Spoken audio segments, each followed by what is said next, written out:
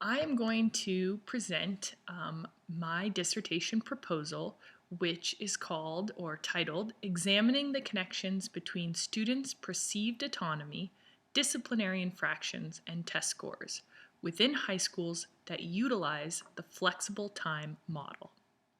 So here's the introduction. I think it's important first that we know what the flexible time model is. So it's a model that originated locally and has spread to 200 schools across the US in the past 6 years. It includes schools as far away as California, Florida, Massachusetts, and of course New Hampshire. The block offers RTI, ELO, homework, access to PE and musical resources, counseling groups. It's very personalized and student-driven. It's basically a targeted block of time for academic as well as social emotional supports. Students who are doing well can participate in enrichment activities and have choice, and that's called student-initiated booking. And then students who might be struggling can receive extra help, and they can be pre-booked by teachers. So it's a student-driven, teacher-directed time in the middle of the day. And anecdotally, I wanted to give you an idea of how the students felt about the flexible time model. In this video, the students are going to refer to the flexible time model as task. It's called different things at different schools, but I think it's important that we hear a little bit from them.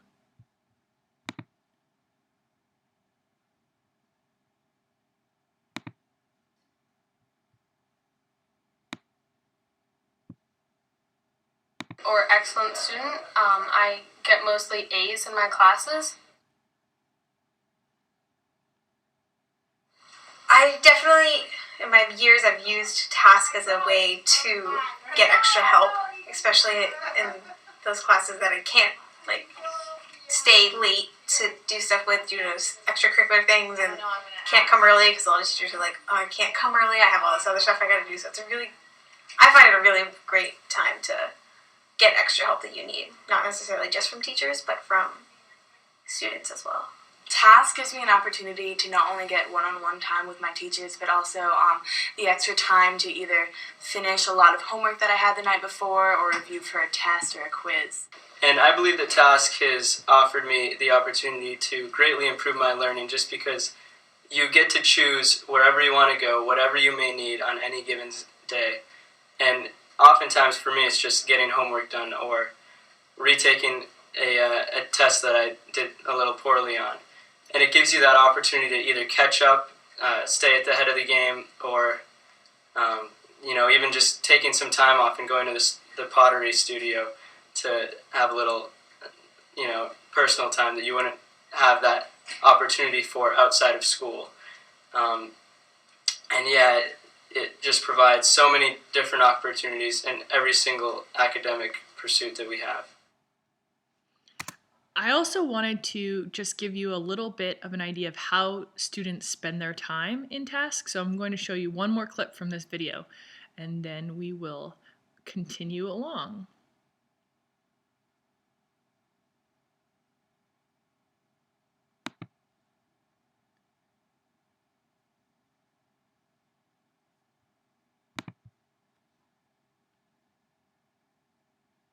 A couple of weeks ago, I thought that they were going to be canceling task at my school, and I got really nervous. I actually went and talked to the principal because probably the only reason I'm passing any of my classes is because when I don't understand something, I'll see my teacher during task.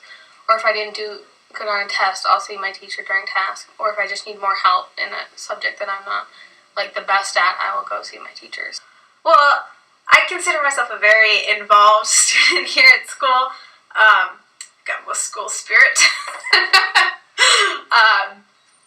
And I participate in different sports. I do field hockey, I do softball. I was a part of the unified basketball team this year. I am the editor of the yearbook. I am a member of the student athletic leadership team. I'm part of NHS. And there's just a bunch of other stuff that I do that takes up a lot of time that I'm not really able to do other classwork in. And task has allowed me to be able to stretch myself out into all these different areas because now I'm able to have time to do the work that I wouldn't have been able to do because of all the other stuff. Okay, so that's just a view from the students, and it gives us an idea of how the students spend their time in task and what they do during task. But what do we know about task from a research perspective? Well, the answer is we know very little. To date, no research has been done to study the impacts of the flexible time model on learning or student achievement. So here's the background of the problem. Our current high school structure, this is more of an assembly line model of education, and it's not working. It's really a structure that kills creativity. It kills students' motivation to learn and it doesn't prepare students for the workforce. It's a structure that stems from a behaviorist approach and really relies on rewards and punishments, leaving little room for free will, reflection, relational negotiation, or emotional reactions. And research tells us that when students perceive they have little control over their environment, they're more likely to burn out. But as you can see, the students in the video that we watched just a little bit ago were using words like my education, my learning, I use the time this way. So it seems that they feel that they have a lot of control over their time. This is a great quote from Ken Robinson. We are educating people out of their creative capacities. I believe this passionately, that we don't grow into creativity, we grow out of it. Or rather, we get educated out of it. So, it's the background of the problem is that our school structure is really educating students in a way that isn't helping them thrive in today's world. It's an outdated model. What we know about autonomy, or when students have choice, the research shows us that when they feel they have more control in an environment, they become more engaged in learning and they will perform better academically. Self-determination theory, which we'll talk about later in this discussion, research reveals a cycle of demotivation in environments that are perceived as controlling. And students who perceive they have little autonomy are more likely to disengage from learning. So I think this is an important quote. Furthermore, it shows that autonomy support has generally been associated with more intrinsic motivation, greater interest, less pressure and tension, more creativity, more cognitive flexibility, better conceptual learning, a more positive emotional tone, higher self-esteem, more trust, greater persistence of behavioral change, and better physical and psychological health than has control. So autonomy is a really important factor when we're considering how to restructure schools. And this is sort of how I broke it down. If you see over here, school structure that's based on a controlling behaviorist approach, where students perceive they have little control and it's not autonomy supportive, they begin to feel burned out and they respond with aggressive behavior, defiance, and they increase power struggles. So you get more disciplinary issues and less time spent on learning, and then we crack down and we become more controlling, or we try to use rewards, and this cycle continues. I love Calvin and Hobbes, and this is a little bit of an example of that. He says, Miss Wormwood, yes, Calvin, you can present the material, but you can't make me care. Rumor has it she's up to 2 packs a day, unfiltered. And I think this really goes to show how many students are feeling in the classroom. You can bring education to them, but how do we get them to engage in the learning? How do we help students care about what's going on? We definitely don't want students who are feeling this way. I don't want to go to school. I hate school. I'd rather do anything than school. And yet I think we have a lot of students who feel this way. So my experience, just to do a little bracketing here, while many educational reforms involve changes to pedagogy or curriculum, the flexible time model does not. Instead, it restructures the learning environment, allowing for more student choice and flexibility over how students spend their time at school. So from my point of view and from the video that we watched and my anecdotal evidence, I believe the flexible time model offers an alternative to the controlling school structure by offering students more autonomy. And I really, this quote really resonated with me as a teacher, thinking about how I don't like to be controlled and then how students must feel. Every teacher who is told what material to cover, when to cover it, how to evaluate children's performance is a teacher who knows that enthusiasm for one's work quickly evaporates in the face of being controlled. Not every teacher, however, realizes that exactly the same thing holds true for students. Deprive them of self-determination, and you have likely deprived them of motivation. But does it work? So that's the big question. I've worked in an environment with the flexible time model, and I believe that it offers students more autonomy and that this is a positive. And the students seem to be saying that, but we don't have research to back it up. So here's the kind of the statement of my problem. The current school structures are perceived by students as controlling, meaning that students feel they have little autonomy. The flexible time model offers an alternative to the traditional high school structure. And anecdotally, the flexible time model is spreading quickly and appears to lead to student success. But so far, no research has been done to understand how or why or even if it impacts student learning. So that's the problem I want to solve. And the purpose of my study will be to better understand the flexible time model.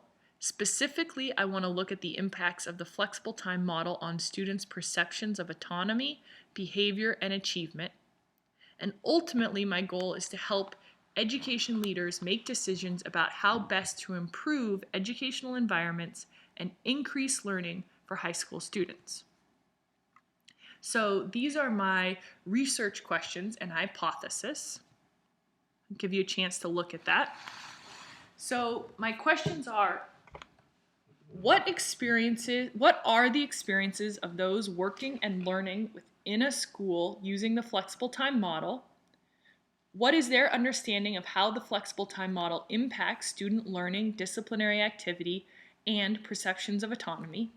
And then, does the flexible time model impact students' perceptions of autonomy? Does it impact student disciplinary activity? And does it impact standardized test scores? And that's kind of how I'm going to be looking at learning. I'm going to be examining test scores.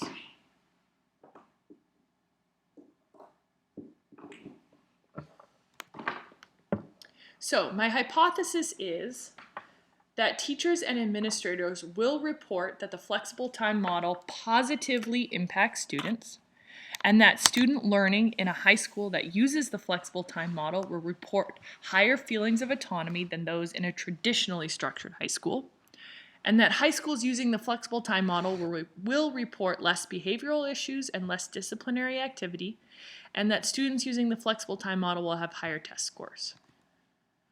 So, what do I base this on? Well, here's some theory.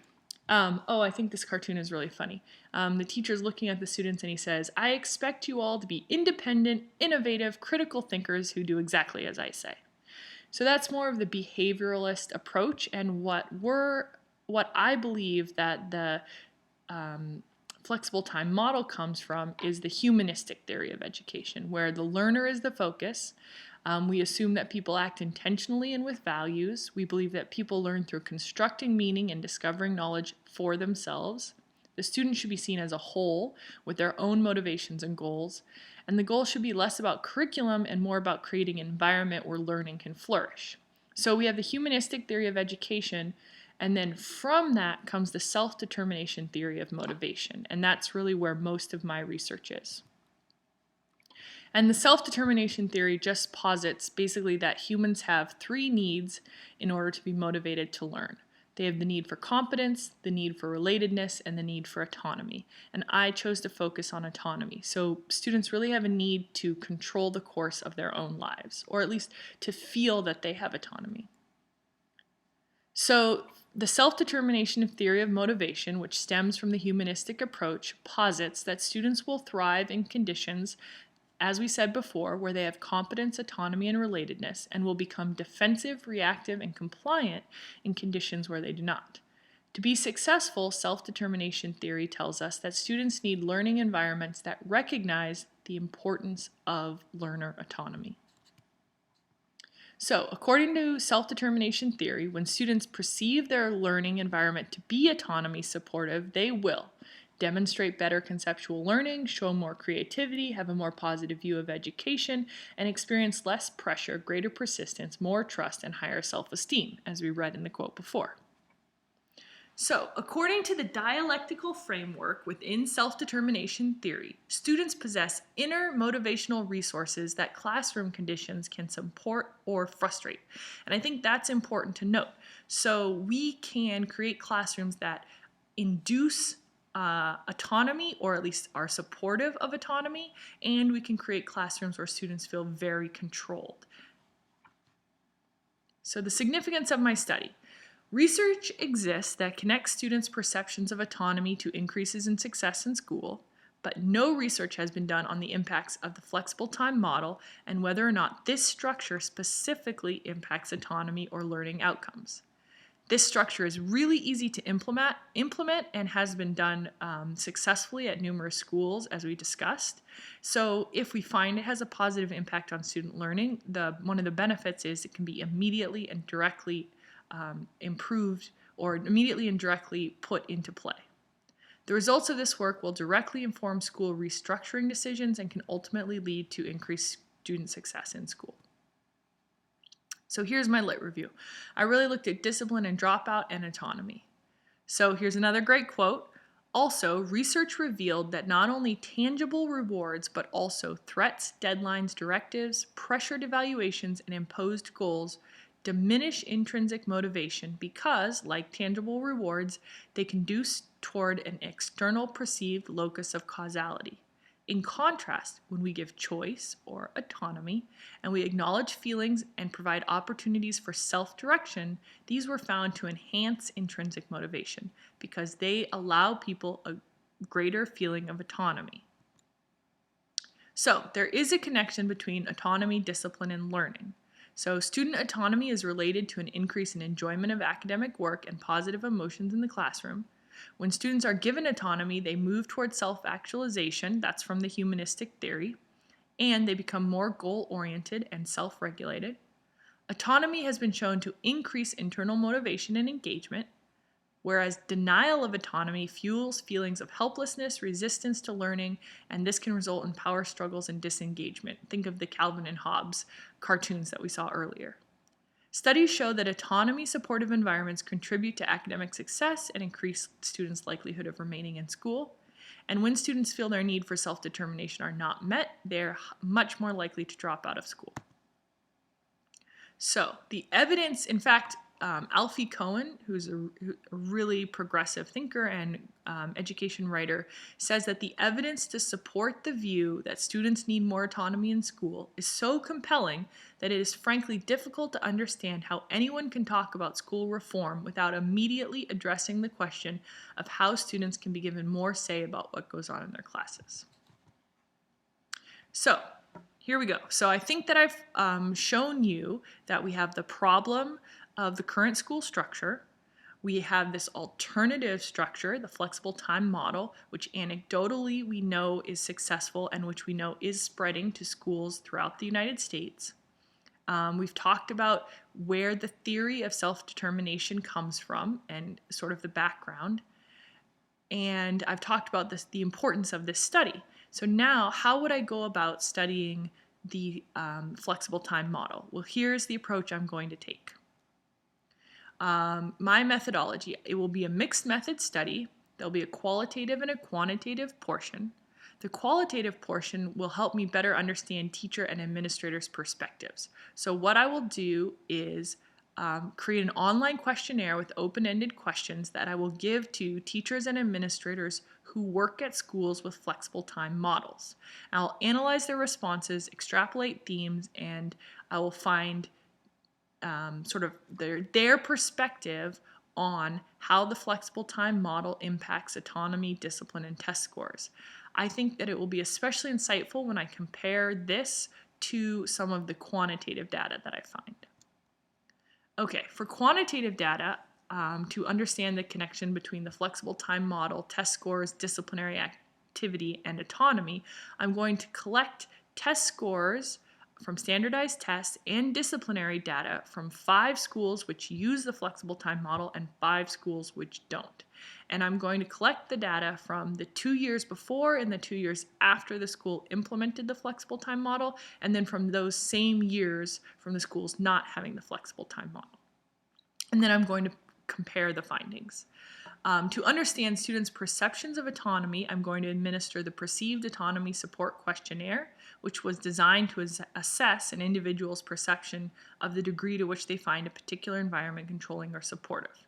And I will give this to both students at the flexible time model schools and at the schools not using the flexible time model, and then compare the results. My participants and settings. I will be using all public schools, 5 schools that use the flexible time model, and 5 schools that do not use the flexible time model, all based in New Hampshire. The schools will be matched based on criteria of size, demographic, and they need to not have had a change in principal during the years of which the data is collected.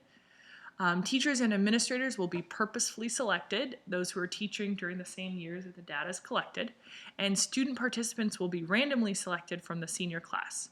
The goal is to have at least 2 administrators, 5 teachers, and 10 to 20 seniors from each school.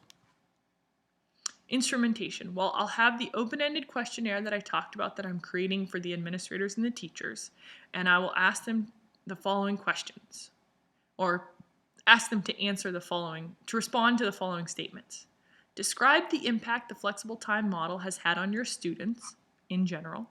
Describe the impact the flexible time model has had on scores for standardized tests. Describe the impact the flexible time model has on student discipline, and describe the impact the flexible time model has had on student autonomy. Then I will also be giving the Perceived Autonomy Support Questionnaire to seniors.